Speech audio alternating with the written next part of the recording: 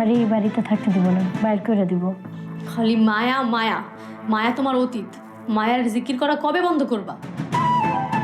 বন্ধুরা, বৎসুরত নাটকের ২৬তম পর্বে আমরা যা দেখলাম তা আমাদের সবার বুকটা ফাটিয়ে দিয়েছে। জামাল নিজের রক্ত পানি করা টাকাগুলো যখন ওই সৎ মা আর রোমানদের হাতে তুলে দিচ্ছিল, আর নামাজের মোনাজাতে মায়ার চোখের জল আমাদের সবার হৃদয়ে লেগেছে।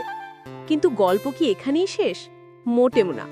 ২৭তম পর্বে আসতে চলেছে এমন এক নাটকীয় মোড় যা আপনারা কল্পনাও করতে পারছেন না।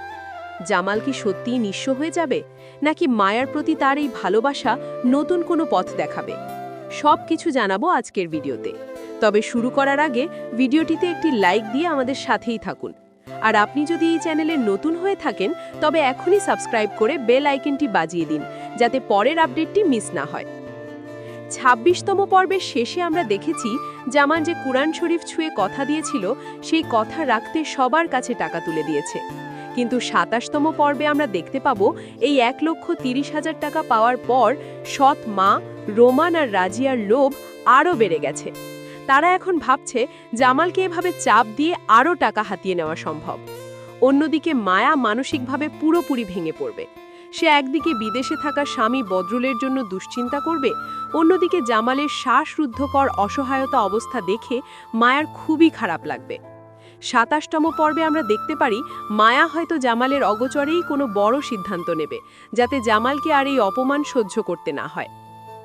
সবচেয়ে বড় চমক হতে পারে জামালের ব্যবসায়িক কোনো পরিবর্তন। হয়তো এই বিপদের সময়ই জামালের পাশে এমন কেউ এসে দাঁড়াবে যা রোমানদের কপালে চিন্তার ভাঁজ ফেলে দেবে। কিন্তু প্রশ্ন হলো, পাশে কে দাঁড়ালো, মায়া নাকি অন্য কেউ?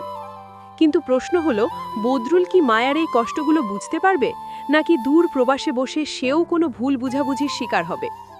বন্ধুরা, বৎসুরত নাটকটি বর্তমানে যে পর্যায়ে আছে তাতে দর্শকদের মধ্যে এখন দুটি পক্ষ তৈরি হয়েছে। একদল মনে করেন জামালের সরলতা আর মায়ার প্রতি তার গভীর ভালোবাসা মায়াকে আবার জামালের কাছেই ফিরিয়ে নেওয়া উচিত। মায়া জামালের এই জুটির মধ্যে যে আবেগ আছে তা অতুলনীয়।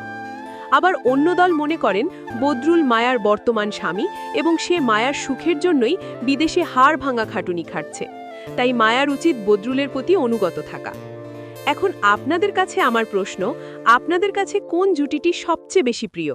মায়া জামালের ইমোশনাল জুটি, নাকি মায়া বদরুলের দায়িত্বশীল জুটি? আপনারা মায়াকে শেষ পর্যন্ত কার সাথে দেখতে চান? এখনই কমেন্ট বক্সে আপনার পছন্দের জুটির নাম লিখে ফেলুন।